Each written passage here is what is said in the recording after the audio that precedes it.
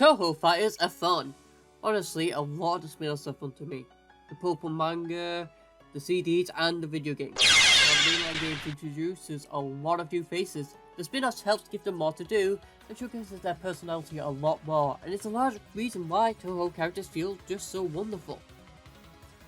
It makes the world of Gensokyo feel lived in, and that the adventures that happen don't just revolve around the main cast, even if they are the largest focus of the spin-offs sometimes.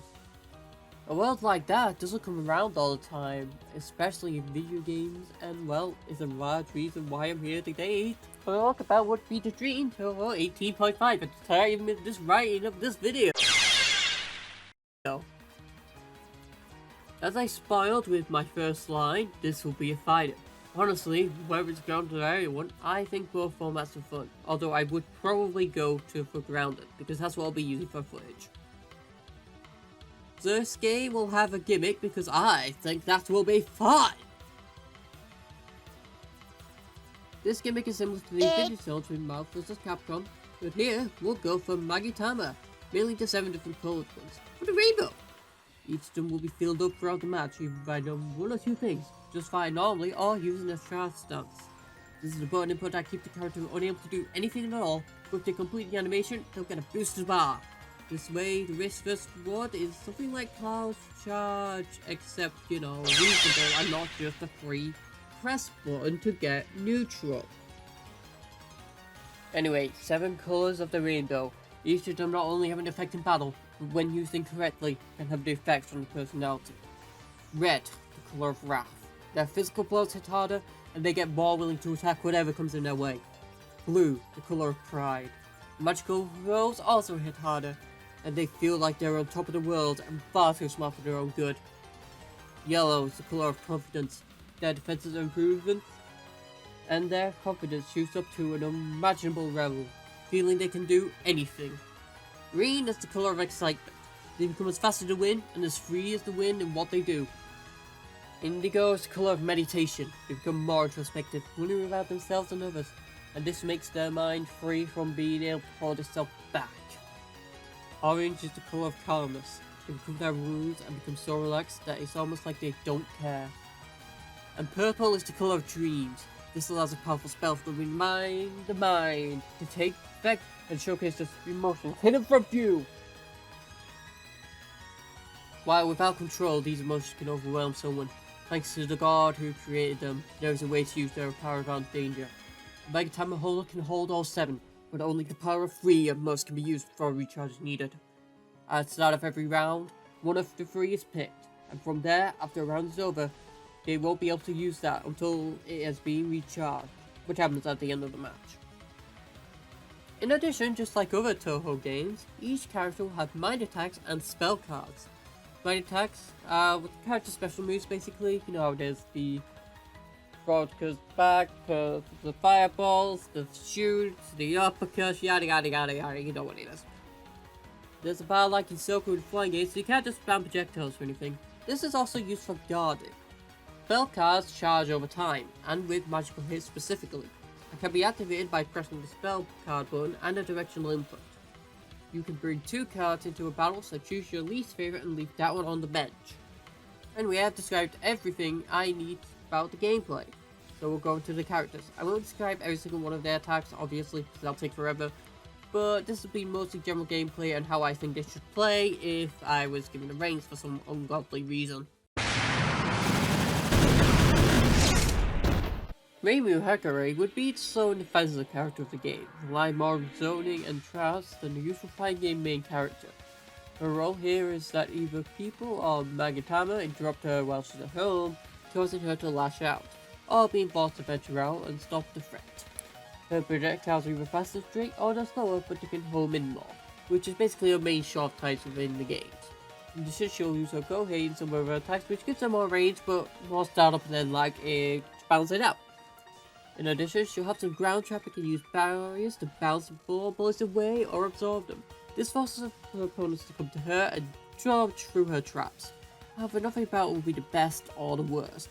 She won't have much range or her longer attacks, nor as good as the projectile game, but she is a versatile defensive character who can fit into most modules and adapt to her opponent's game plan, The importance of Magatama will decide a lot of things about her, since they're wildly variants and also wildly various Rainbow. The spell cards are 3. Fantasy Seal, the regular bomb, and 2 others. Yin Yang Toss, which is a powerful chucking Yin Yang orb, which is super fast, and is basically a full screen line. And Barrier Seal, which traps them in a barrier for a short amount of time, which can make some easy setup and combos, starting potential, or OP. Both of them are good.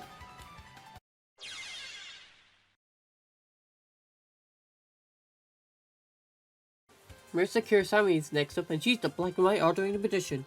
She's here, of course, having found a funny item, and now she's ready for more fighting, so she does just that. She's an offensive Shoto, the type she plays in Soku. She has the invincible move, the go far move, and the beam. Truthfully, she does have flashy and powerful projectiles, but there are only the spell cards outside of her beam that move smaller projectiles. Instead, Marissa uses her high speed to get close and attack. She doesn't have the greatest tool for touchdowns, but she's very effective at it. She's had enough of the projectile game as to where she doesn't have to worry about her not being in an opponent's face, but she would prefer to, since her normals are quick and safe outside of combo stars, so she can use her normals to start a combo by converting into those combo stars, but they won't have too much damage at the end thanks to damage scaling. Her 3 spell cards are simple. Master Spark, a huge beam that does major damage. Blazing Star, a huge version of Just Attack which is fully invincible while it happens just for fun. And last one, I'll give her a new move that I've made up, Starstorm. Mr. fires a pot of magical energy into the air, bless it, and raining stars in the direction of the opponent, creating a shield around the set. This is the least powerful by far, but it also has a practical effect in blocking other things.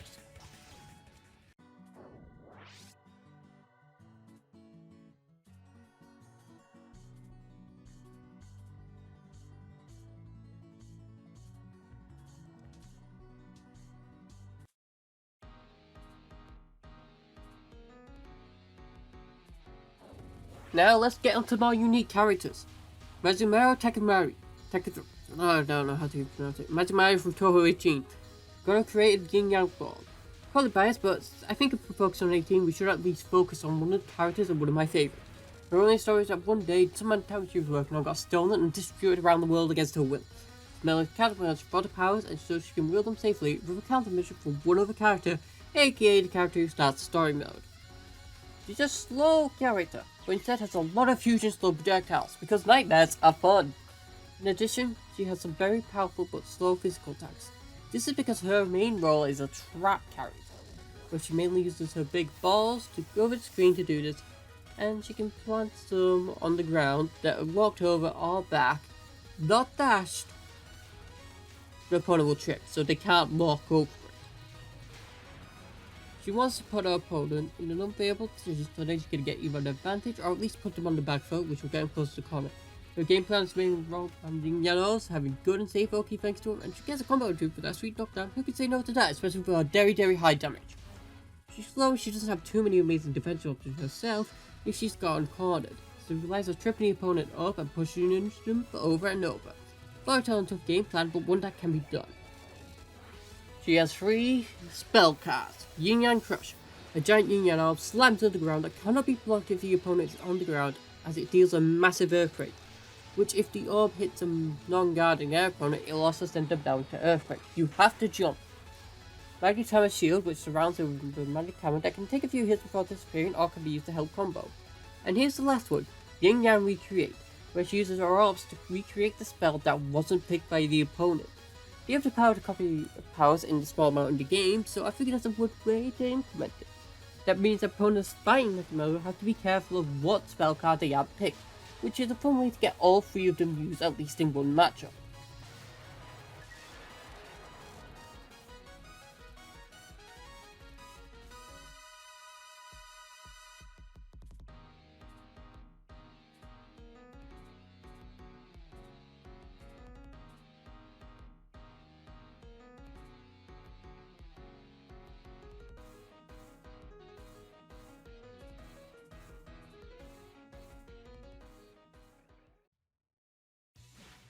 Next is Juno, the strongest. She's a weak but fast character. Her and Magatama fell on her head and was completely taken in by emotion, even if she has no idea how to harness the power. She relies on hit and run tactics, with fast but weak and predictable projectiles and freeze her opponent or deal chip damage to them so she can build up her Magatama rage. because she's an install character. She has no idea how to use the Magatama, so instead she just absorbs the power of a god and gets attacked. Anything about her shoots through the roof, her speed, damage, and even defenses. Shirano this thing is a threat. While none of the moves actually changed, the moves that are weak or annoying are now strong and dangerous thanks to that boost in power. And depending on the Magatama picked, she'll either gain a static, boost, or tail state. Red has more physical damage, blue has more magical damage, with the yellow reduces her stun time, green makes her even faster, orange gives her better health regen, indigo reduces the amount of things needed to use mind attacks, and violet gives her an instant kill. She'll go call it Final Freeze. Anyway, after her spell cards, we're just going to take it from Soku. Perfect Freeze is the same as it is in Soku, as is Ice Cube, Giant Crusher, and Unblockable, Powerful Low. And the last one, we'll use Blowing Ice Tornado, a version that deals slightly less damage, but it is still very powerful.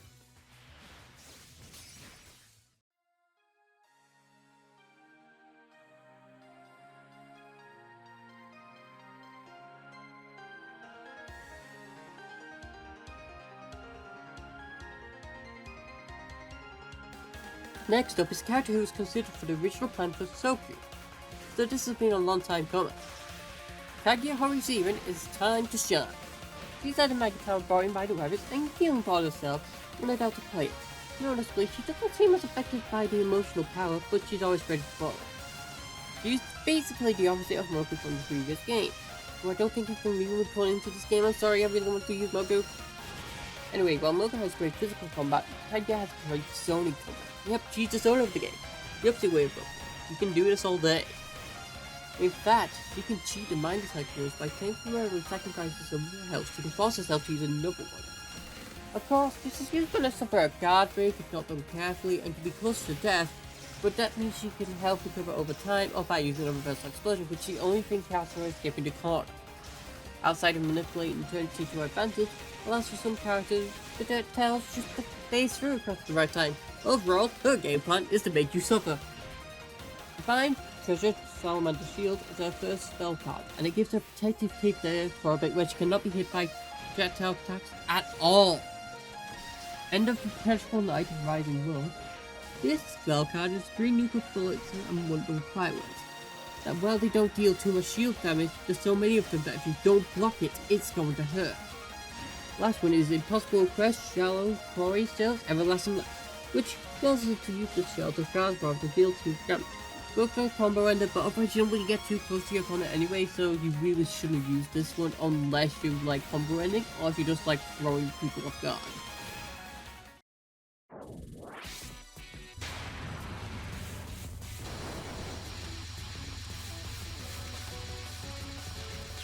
Next up is a modern character, someone who I thought worked surprisingly well for this game. Narumi Yanakera. Magatama ended up landing outside of her home, and the season just gave her the new face to go just what it was. Maybe some magician's instinct. So, stay to get out of her house for her. She's entirely built about planting her feet on the ground and not being afraid. Having more confidence now, she's a counter-based character, having counters for physical moves and plentiful magical ones. She has no air gain, her air moves have the combo, are slow and weak. She needs to be on the ground, otherwise she's sent duck. In that aspect, her air physical counter, which is also drives because why not, is a pile driver that tracks both of them to the ground. She has 30 projectiles of her own, slow but not as huge as Magic Maru's, and her ground moves can be comboed out of her counter. Her spell cards are Magic Sign, Gigantic Little Life Bomb, which is use those that charge forward to shoot small bonuses from the opponent. G2, Hellfire Salvation, which can take a great good feature and make it a huge pillar and flame in front of her as a reverse. Lastly, G2 Rising Stone Golem makes a giant golem of bullets and has a standard location where she activates her spell. If attacked, it'll do a huge sweeping motion, giving many damage or fire a huge bullet back at the opponent before disappearing. Overall, she's slow and has no air game to force the opponent approach her thanks to her counters, so both players will have to plan around this.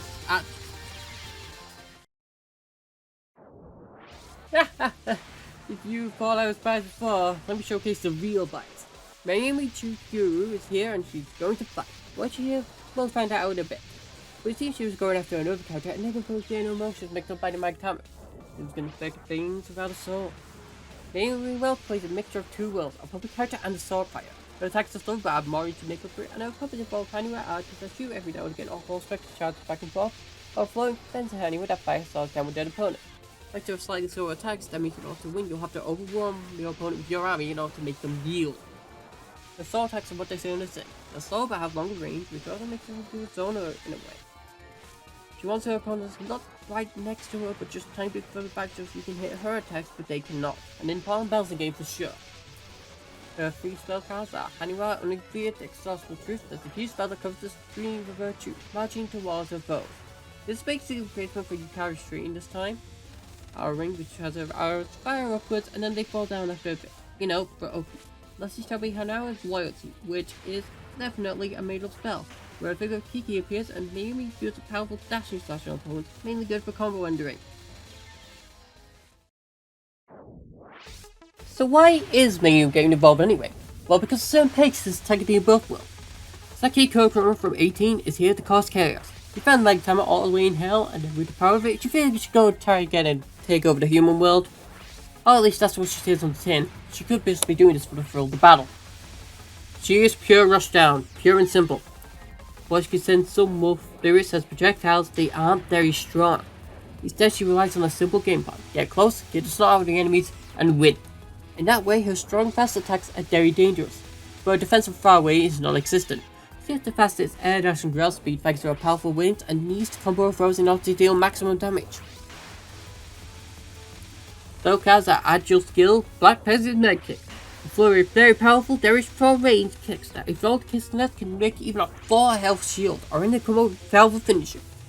Agile Skill Triangle Plays is a move that kicks things to high gear, becoming invincible and hitting now was basically screen nuke attached dashes everyone's screen. A good way to shut down projectile spammers who do unsafe projectiles without thinking. Lastly, Deeds of Deadlift Peace, where she summons her wards and has them shoot mad blast projectiles over the screen. Wait for her to produce projectiles so she just can't get in.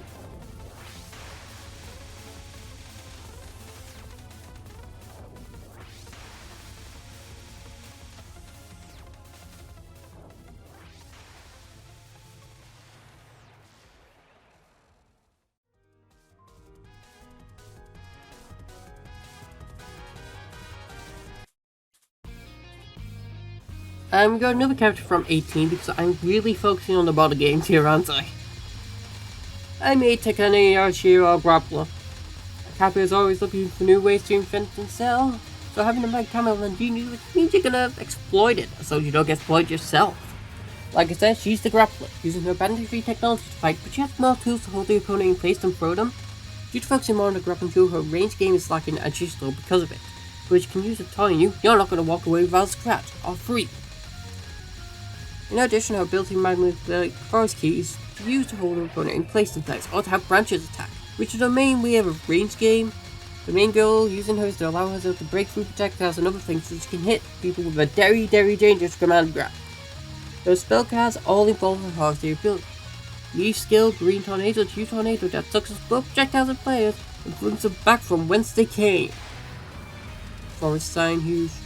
True tree felling technology reveals that applies the battlefield where 2 giant trees slam their roots into your opponents for major damage while disappearing back into the background.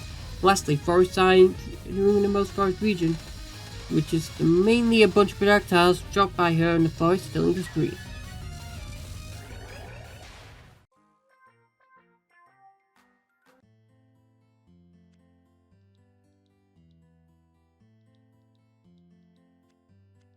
Now, that roster of 9 plus a new card, which would be our norm, would be around the average for a new Touhou fighter. Honestly, I quite like the roster we got, and nice between new and older characters, although more access on the new since don't still get as much love as the old. Then I'm going to do something different. I'm probably going to create my own character for the last stop for the instant star, and instead, let's just pretend these characters to be instant isn't found, and instead let's make one more normal character. Honestly, I've had a lot of characters I love to see in a fighting game. There's a lot of things I've thought about, but strangely, a lot of them come from Touhou 8, including the character I chose. Anyway, I got my golden girl. Missing a Lorelei, the night out that sings a lovely song. Found a potential while flying around, and now she feels powerful and even more self-confident. She's gonna sing and show the world what she's made of. She plays like a stance character. One focus on defensive tactics, the songbird. one based on clawing with long fingernails, Slash Sparrow. Why? Because I thought they were claws and wanted to pull a Wolverine. But aside from that, Gimmick's rather speedy in both states, only slightly slower than Marissa. Plus, you can switch between them with a special move that only takes about 1.5 seconds to keep herself open, but if done in the right spot, she can be deadly and turn the tides. And her Sunburn Bomb, she plays defensively, using her song to use animals to attack her or to disorient her opponents if they get a clean hit with her music projectiles.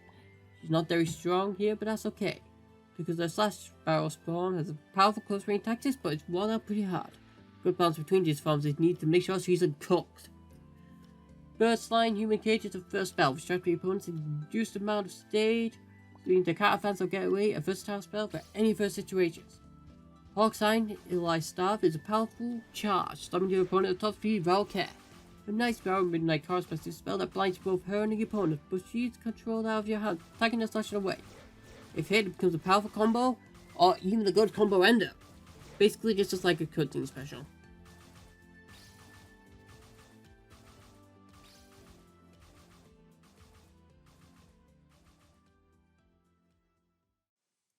And well, that's it for now.